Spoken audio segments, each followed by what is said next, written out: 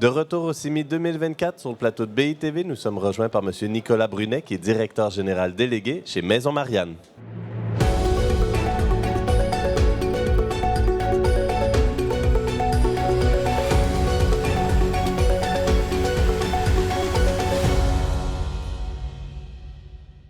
Nicolas Brunet, merci d'être avec nous sur le plateau de BITV.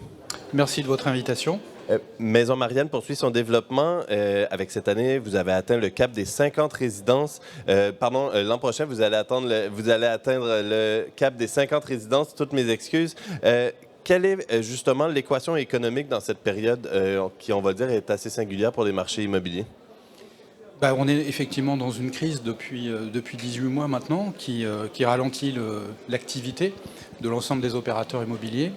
Maison Marianne n'échappe pas à cette configuration-là. Ceci étant, nous avons des atouts dans notre modèle. Et ces atouts, on les met en avant auprès de tous nos confrères promoteurs immobiliers, tous nos partenaires, pour continuer de développer du logement intergénérationnel ou également apporter des solutions à des sujets qui aujourd'hui ne trouvent plus de sortie. Je pense par exemple à ce qui est de l'ordre de la résidence senior service, sur lequel Maison Marianne propose des possibilités d'adaptation pour sortir des projets. Donc le moment est compliqué. Ceci étant, nous adaptons notre modèle, nos équipes et nos moyens pour continuer de développer et de maintenir l'activité de la société. D'accord. Et justement, on évoque un contexte, on va dire, compliqué, une crise immobilière sur l'ensemble des secteurs et le secteur résidentiel n'y échappe pas, vous y faites allusion. J'ai envie de vous demander, d'une part, comment réagissent justement vos bailleurs, partenaires, les collectivités, puis d'autre part, peut-être quelles mesures est-ce que vous pouvez espérer d'un éventuel nouveau gouvernement qui est appelé sur la place publique actuellement? Alors votre question comporte plusieurs questions, elle est très riche, donc je vais essayer de répondre dans l'ordre. D'une part, du côté des collectivités territoriales, elles sont confrontées à des besoins en logement très forts, très aigus, qui touchent plutôt les populations isolées, c'est-à-dire les populations seniors, les jeunes actifs, des familles monoparentales. Il faut quand même bien avoir à l'esprit que le nombre de familles monoparentales, ces 25 dernières années, il a quasiment doublé en France. On sait qu'on est confronté à un mur, entre guillemets, du vieillissement de la population.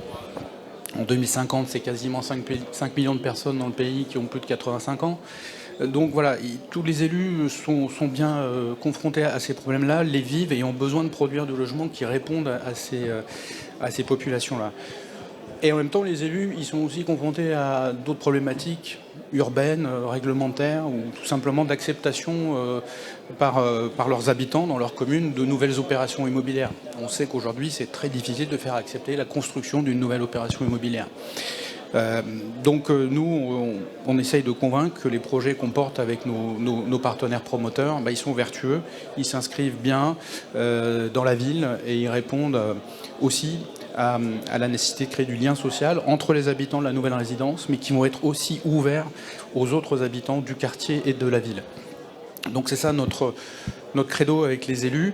Donc on les encourage à nous délivrer des permis de construire. Ça, c'est vraiment la base. Et pour ça, il faut qu'il y ait de la stabilité réglementaire, politique, financière. Et je vais revenir au deuxième point de votre question, qui sont les bailleurs sociaux. Les bailleurs sociaux, aujourd'hui, sont des opérateurs majeurs dans le domaine de l'immobilier.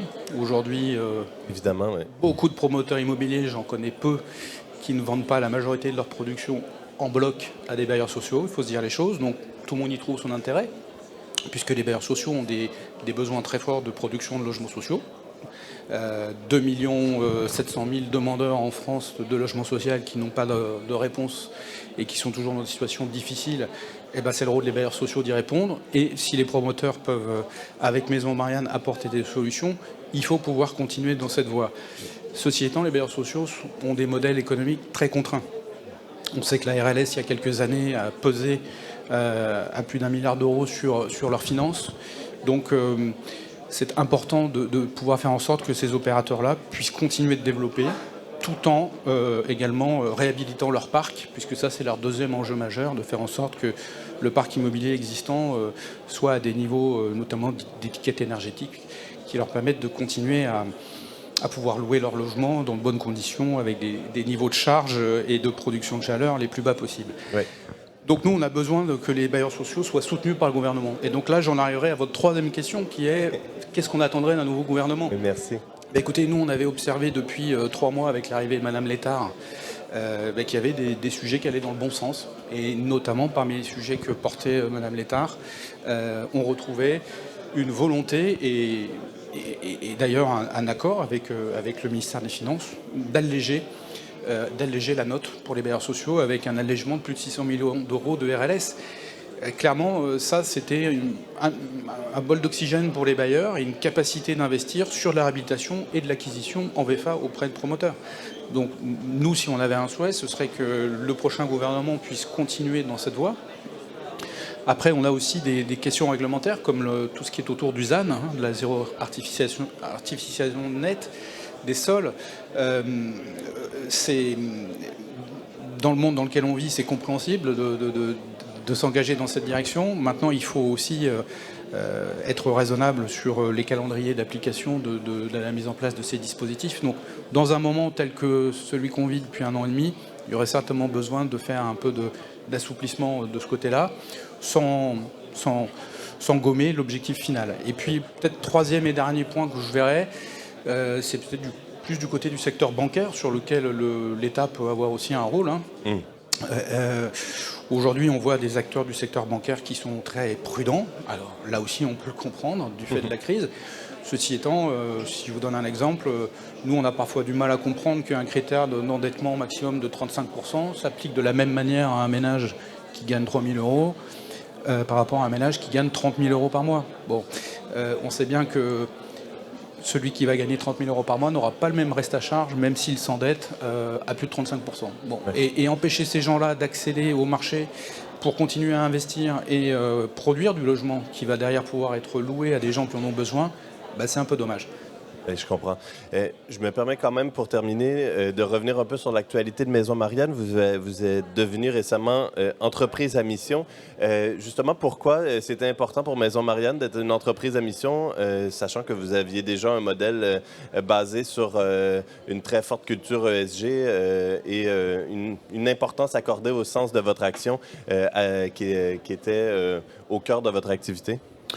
Écoutez, parce que pour nous, c'était une suite logique. Voilà, le statut d'entreprise à mission, c'est un statut qui est assez récent, qui est apparu il y a 3-4 ans. Donc pour nous, c'était vraiment la suite logique. On a eu cette volonté justement de rendre encore plus visible notre utilité sociale, notre engagement ESG. Et donc, ça nous aide à promouvoir encore plus fortement l'utilité du modèle à travers les engagements qu'on a pris, tous les indicateurs qui vont avec et qui concernent de manière assez classique nos parties prenantes, nos partenaires, nos collaborateurs, et puis notre action un peu plus technique et opérationnelle. Donc voilà, c'était vraiment une suite logique pour nous. Et puis ça s'inscrit également dans un cadre un peu plus général. Ça complète le dispositif puisqu'on a un comité scientifique chez Maison Marianne qui réunit un sociologue, une neurologue, une professionnelle de l'habitat spécialisée auprès des jeunes actifs. Et tout ça, ça nous permet aussi d'avoir un laboratoire d'idées, de pousser un peu plus loin certaines réflexions, de les partager avec nos parties prenantes. Et c'est une des pièces importantes du puzzle pour que on puisse faire de l'activité opérationnelle, classique, produire du logement dans un pays qui en a besoin. Nicolas Brunet, merci d'être passé sur le plateau de BITV. C'est un plaisir de vous recevoir. Merci. Merci à tous et toutes d'avoir été avec nous. Je vous dis à bientôt au CIMI 2024 sur BITV.